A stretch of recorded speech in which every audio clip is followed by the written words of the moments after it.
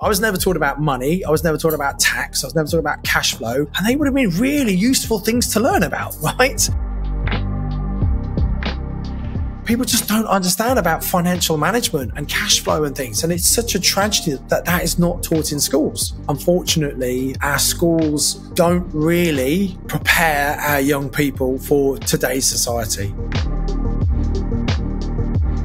Welcome to this week's episode of Wealth Talk. My name's Christian Rodwell, Membership Director for WealthBuilders, joined today by our founder, Mr. Kevin Whelan. Hello, Kevin. Hello, Chris. Good to be with you again. And you can probably tell by my attire, I'm just getting ready to hit the golf course. You've got me on a Saturday morning. My wife's away, so Kev will play. So she's off to Cornwall for Prosecco and chat with a number of her friends, you know, the women of a certain age. And so she's having a great time, and I'm looking forward to hitting a few golf balls, Chris. About time we got you back on the course. It is. I'm off to the tennis court after this, actually, to hit some tennis. There you go. How about that? Much too ambitious for me. I'm too old for that. But looking forward to this. But we needed to do it today. Today's a Saturday morning, isn't it? Because we have such an important thing that we want to give our support to, don't we? Yes, that's right. There's an important event coming up in just a couple of weeks' time, and it's being hosted by our good friend, Mr. Simon Zucci, who is our guest today. We've invited Simon to come and talk about the Youth Financial Awareness event that's taking place in Birmingham on the 29th of June. And, of course, Wealth Builders for Families is in full swing, Kevin. We launched at the end of last year. It's the bedrock of everything that we teach now at Wealth Builders. So it's a message very, very close to our heart. I couldn't agree with you more, and I know probably if we did a count up, probably Simon's been on the podcast more than anybody else. But it isn't really about the frequency; it's about the quality of the message, you know. So he's got a good message. He and I have shared many conversations about financial literacy, about how we sort of stumbled, him and I, on our own wealth building journey. You know, he'll tell his story, I'm sure, but, you know, almost by accident was his, and definitely by caused by my father's death was mine. So different experiences of different families, but both of them led to a wealth journey. And I think it's really important, rather than happen serendipitously, entirely by accident, we try and give our listeners, our readers, our members an opportunity to learn a little about how they can do the best they can intentionally to help their younger children. At Wealth Builders for Families, Chris, we talk about the whole family, and we're quite comfortable with lessons and participations that we want to suggest for children as young as 5 and 6. But Simon's definitely aiming at an older group, right? Yes, that's right. Yeah, the event that's taking place is just for young adults aged between around 15 to 22, and giving them that space without parents, without anyone around them, to openly talk about the topic of money and finances, because it's not a conversation that comes up very often at school, unfortunately. Well, crumbs, how many times have we said that one? And I think with all the political uncertainty, I don't think that's going to get on the agenda anytime soon. Wealth is all about, if you boiled it down, Chris, it's all about seeing things slightly differently to other people, because so often, as it's been well documented by everybody in this space, most people follow a lockstep path. You know, everybody does the same thing. Go to school, go to college, go to university, whatever they do, get a job, and then they build a family, and then they retire. And all these are sort of almost like the 7 ages of man from Shakespeare. But I think what's missing, and I think this is where there's a couple of issues I want to raise here. One is creativity. That creativity is embedded in the very fabric of being human. It's in our DNA, isn't it? And children are super, super, super creative. But that creativity somehow gets engineered out of them as they get older through the school system. And in many cases then, they lose the sight of that creativity. So to create a different environment, not as a classroom environment, not a school environment, for Simon to be able to share some of his lessons, very, very powerful. The other thing I would mention is that children of all ages don't always respond best to their parents as the teacher. Because there's so much baggage associated with that. I remember one of our members saying, I think it was Chris, who said, the kid said, "Oh, Dad, you're not going to get your spreadsheet out again, or your flip chart out again, or your PowerPoint out again, or whatever." So, and it's a difficult job when you're a parent to bring money into the subject without sounding like you're browbeating your kids, or you should do this because I say so. So I think to have someone like Simon, incredibly gifted speaker, incredibly gifted teacher, very passionate person, and I never thought about teaching the kids myself, and we've never done that at Wealth Builders. We've always taught the grown-ups, haven't we? We see ourselves in the education space, but for grown-ups, not for children. So it'd be fascinating to see how that works and how the parents feel, actually, not being allowed to be in the room. My brother, Gary, has got a son who's a young boy. He's a footballer, and he's a goalkeeper. And he's had a trial for a team up in the northeast. I don't like to say the name because it's Sunderland, and I don't like. Can't say it without getting a bitter taste. Anyway, much to the disappointment of his dad, but not really. His son's having a trial, but he couldn't watch. The dad's not allowed to watch the trial, and this is somewhat similar here. So the kids have got to get the most out of it themselves, and I'd be fascinated to see, and if I could, I'd love to be a fly on the wall. I can't be there, unfortunately, but I'd love to be a fly on the wall, and maybe we could send someone from Wealth Builders to be a little fly with Simon's permission, of course, because we want to promote this event, not for profit, of course, from our part, just for the pure pleasure of suggesting that parents should pay attention to that. Anyway, I don't want to steal Simon's thunder. He's got enough thunder of his own. Should we listen to him? We shall indeed. And I spoke to Simon, and he shared all about how the event is crafted specifically to educate and empower young individuals on essential financial topics such as money management, cash flow, debt management, budgeting, investing, and understanding taxes. So over to Simon to explain more. Simon, welcome back to Wealth Talk today. How are you? Christian, I'm really well, thank you. Thank you so much for asking me back. Yeah, it looks like you're on location. What's happening? I'm actually in a hotel. I'm in the kind of the dining area at the moment. I'm actually running one of our Mastermind Accelerator 3-day advanced courses, which I absolutely love to do. And I do half the training. Andy Haynes says, so I've grabbed a slot right now while Andy's doing some of the training to come and speak to you. Yeah, wonderful. Well, I was actually at a PIN event, and you're well known, of course, for setting up the PIN network, and that's been running for many, many years. We've talked about that on previous podcasts, but it was this week in Southampton, really good turnout, over 50 people in the room, and they put something up on screen at the beginning, which really caught my attention. I thought, I'd love to get you to talk more about this, and this is the Youth Financial Awareness event that's coming up, Simon. Absolutely. Well, for many, many years, I've been saying and felt that, unfortunately, our schools don't really prepare our young people for today's society. And I don't think it's the teacher's fault. I think it's a systemic problem. And schools were set up about 160 years ago to give people enough education to fundamentally work in shops, factories, and offices. And the idea is that everyone goes into education and maybe then to college or university and you get a good job, etc. And that worked for many, many years. But society has changed. The world has changed. Technology has changed.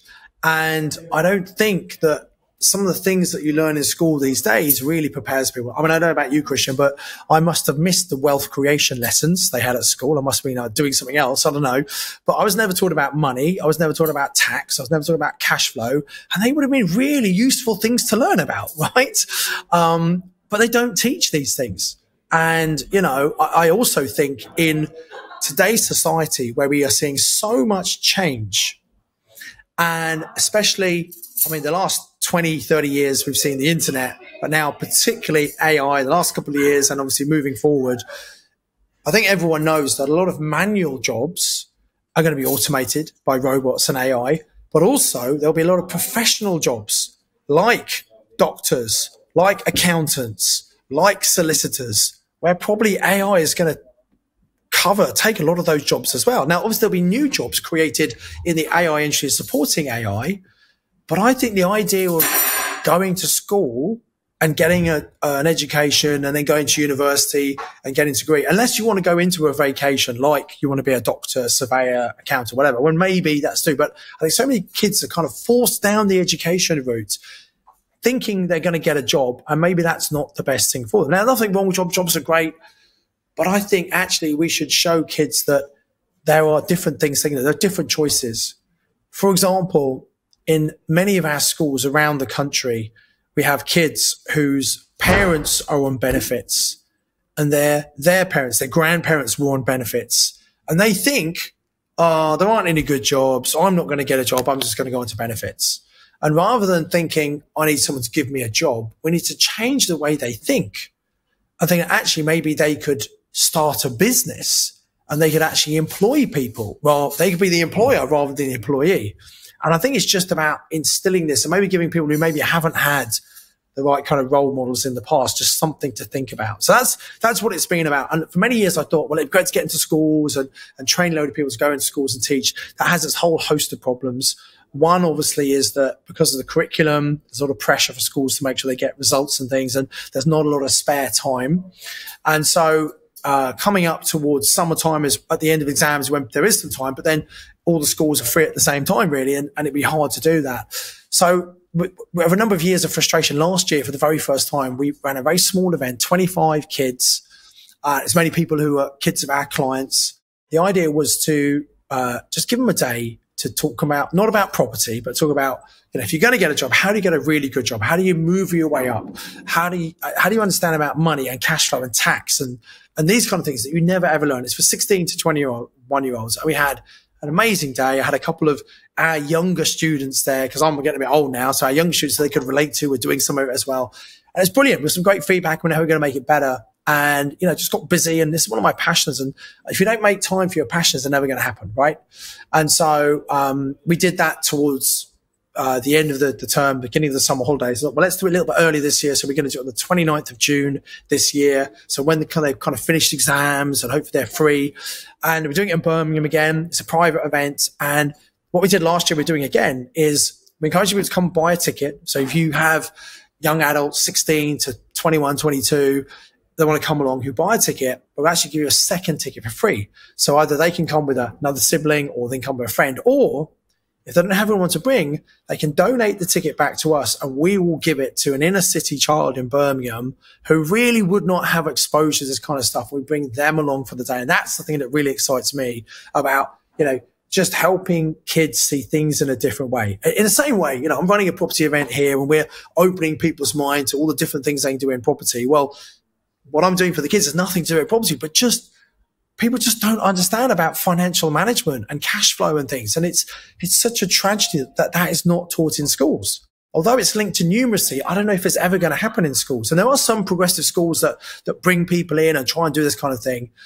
But the challenge with most teachers is most teachers are employees, right? And that's all they think like it. They're not business owners. They don't think like entrepreneurs. It's not their fault. They're just something of the system, if you like. But I think something's got to change. Does that make sense?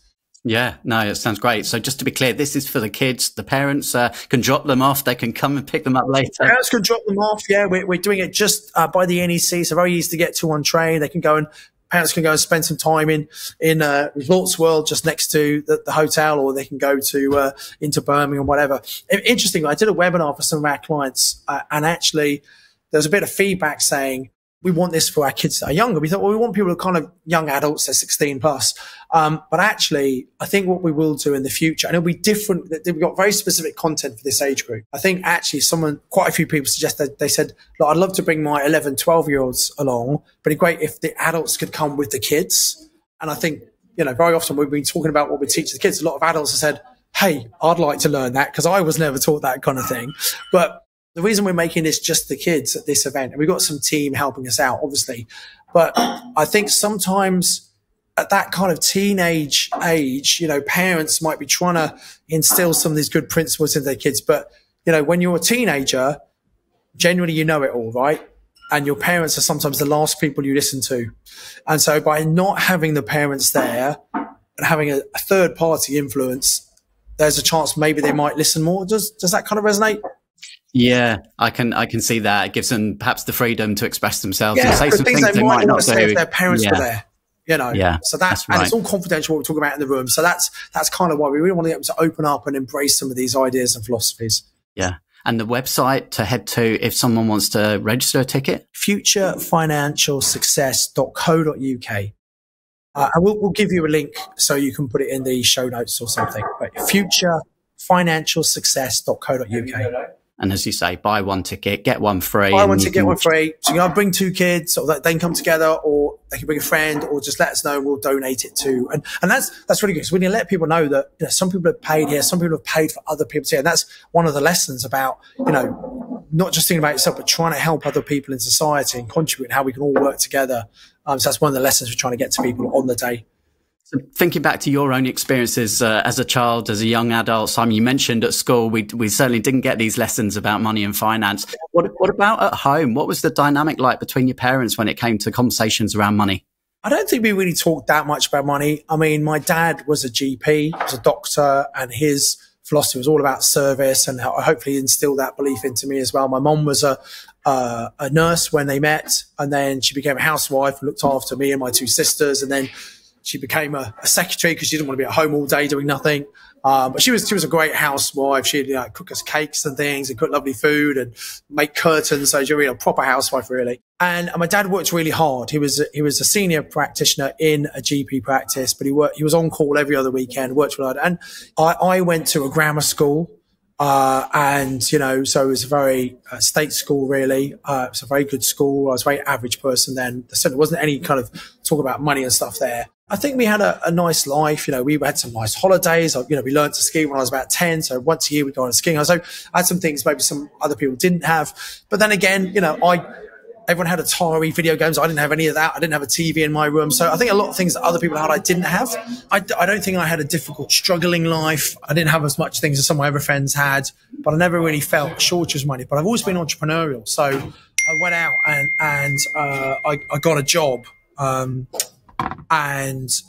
part-time job. And actually my hobby, as you probably know, was magic. So I started doing kids' parties and kind of after dinner cabaret for the local tennis club and that kind of thing, for their annual dinner and things. And so when I was 16, I would go and do like a magic show on a Saturday afternoon for like a 40-minute show. And I'd earn, this was back in the 80s, right? And I'd earn maybe late 80s, I'd earn 20, 25 pounds for like a 40-minute show. Okay. And at the same time, some of my friends were starting working in local WH Smiths or local Clark's shoes or whatever. And they might earn £25 for the whole day. And that's when I had a real distinction about, if you have some specialist knowledge that other people don't have, you get paid a lot more. And that's why doctors get paid, because they've gone and educated themselves, and accountants and solicitors, because they've got specialist knowledge and people pay them more for that. So that was a really valuable lesson when I got. And in the same way, property investors, when you have a specialist knowledge that other people don't have, you can make more money than other people. And that's why I'm a great believer in educating yourself and investing in yourself. If you get to the point where you think you know it all, that's a very dangerous place to be. I've been investing almost 30 years now, teaching other people how to invest for over 20 years, and I don't know it all. I'm learning all the time, right?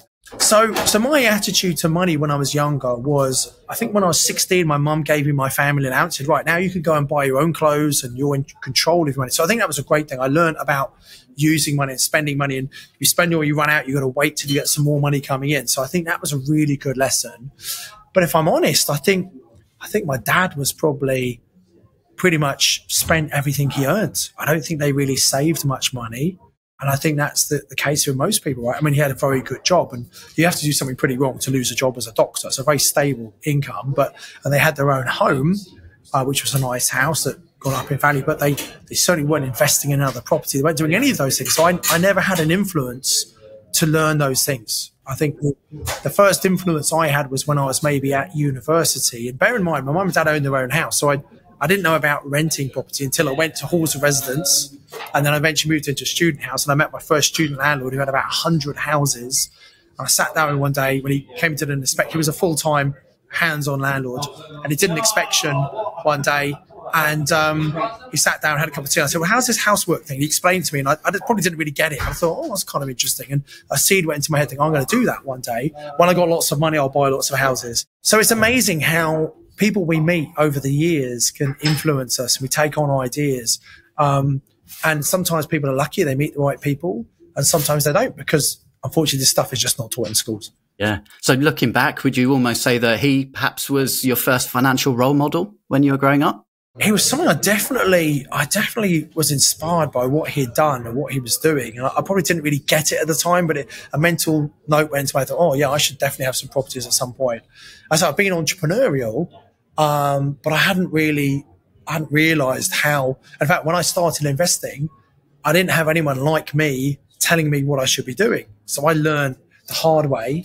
It took me 8 years to replace my income, which is still pretty good, right? But I could have done it so much quicker if I had someone like me teaching me, but I didn't. And so that's why our students could do it so much quicker, because they don't have to work it out themselves.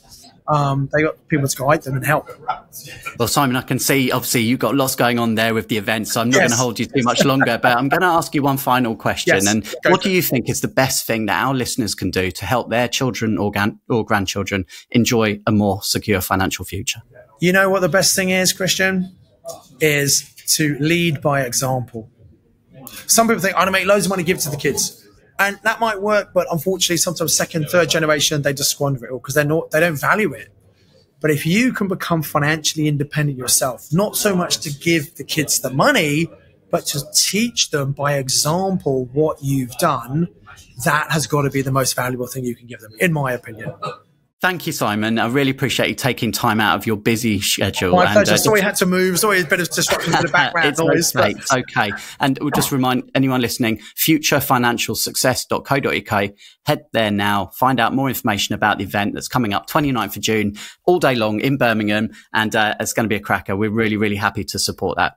Thank you so much. Really appreciate it, Christian, and really like everything you're doing at WealthBuilders. So thanks so much for the opportunity to speak again. I'll see you soon. Okay, always good to hear from Simon, of course, live on location. So apologies if the sound quality was not up to usual standards there, but I hope you understand that Simon was doing his best to share with us whilst also setting up his event for the weekend ahead. I like a bit of authenticity, Chris, so we've had a occasional event where, something has gone wrong, either the dog's barked or somebody's chirped in, and that's fine because we're not here for TV quality material.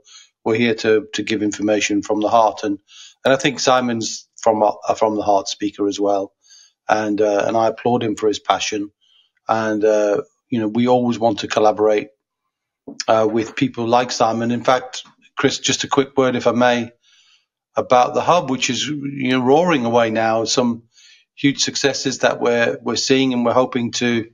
So the Wealth Hub is essentially the big black book of wealth builders, which allows us to share, a bit like we're a financial GP, so to speak, and we share our specialists who, from our perspective anyway, are tried, tested, and while you can never guarantee 100% success if anybody engages with anything at any time, it's our best guess, it's our best job rather, of bringing the best people, outstanding in their niche, who we resonate with, to the attention of our members, because we're not the owner of all the IP in the world on wealth, and we definitely want to share that. So whether it's to do with tax, law, education, software, you name it, if there's someone you need to touch on your journey to be wealthy, in terms of creating multiple streams of recurring income, then we need to bring experts to the attention of our audiences. And Simon has definitely got pride of place in that one as one of our primary property educators. Not the only one, but certainly one who would be, if you were seeding them, he'd be coming out in the top seeds. So, definitely a good man, and I'm pleased that he's doing it, and I wish him every success with it. Yeah, no, really, really good. And I'd love to make sure that we also acknowledge those who are not members, but still getting great value from Wealth Builders, Kevin, by touching base with us, and in particular, touching base with you, because we've had a review this week from Susha, who says, spoke to Kevin Whelan of Wealth Builders today, further to listening to his great wisdom and knowledge relating to SaaS pensions on his podcast. He's generous of his time to understand your personal circumstances and how to tailor his expertise in aiding you with your wealth creation journey. Kevin has the gift, like all great articulate speakers, to simplify all complex matters in a clear, crisp, and common-sensual manner. If you're at a stage in life where tax planning, generational wealth, and legacy are important, then Kevin Whelan is the go-to guy. I think what sometimes surprises people is the fact that, you, me, and it's not just a single person effort here. Wealth Builders is very much a team effort. And we put our effort into these things, and we're always speaking to people who we think might just need a distinction or two. As I mentioned earlier on, creativity is at the heart of wealth building, and creativity means looking at things from a different perspective. And because for 30 years, all I've done is look at wealth, I don't do anything else, don't have a day job, don't have anything else really. I just love and fascinated by the subject. Then I built up that sort of CAT scan ability to talk to someone and give them a solution for themselves, whether they pay us or not for it. I'm not bothered about that. Obviously, we like people to be members because then they'll get the most enriching experience if they do. But sometimes it's just a shot in the arm that you need. And hopefully I gave him a shot in the arm, and one day he'll come back when he needs something a bit more. I'm always happy to do that. So if anybody wants to reach out, just feel free to do that. And we've got lots of ways that we share with people how to consume our content, Chris, completely free of charge, don't we?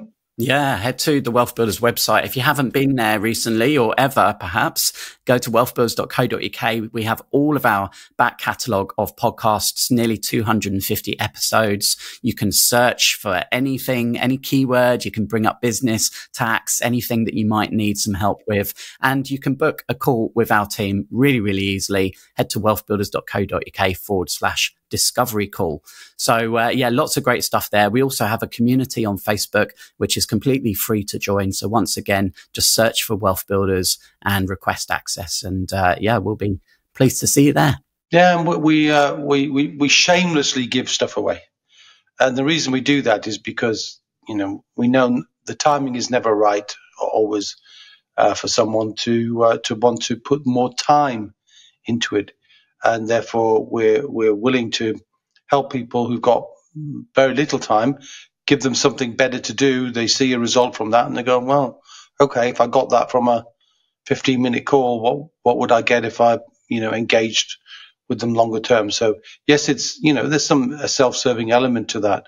But in reality, we know that sometimes people participate in our free information and free resources for even 2 or 3 years, Chris, before, and we don't hesitate to want to continue to do that. So yeah, enjoy that, everyone, and look forward to seeing some of you in the Facebook group and seeing some of you perhaps book some calls. And if actually you think it would be me you'd want to speak to, you'd need to give a reason for that.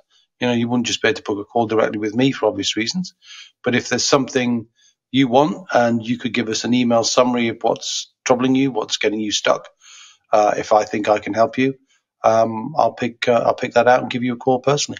So we'll be sharing all the details of Simon's upcoming event, the Future Financial Success event, in our WealthBuild community. So do make sure you're in there, and I'll pop a link in today's show notes as well. And Kevin will be back same time, same place next week. Not on a Saturday though, my friend. Until then, see ya.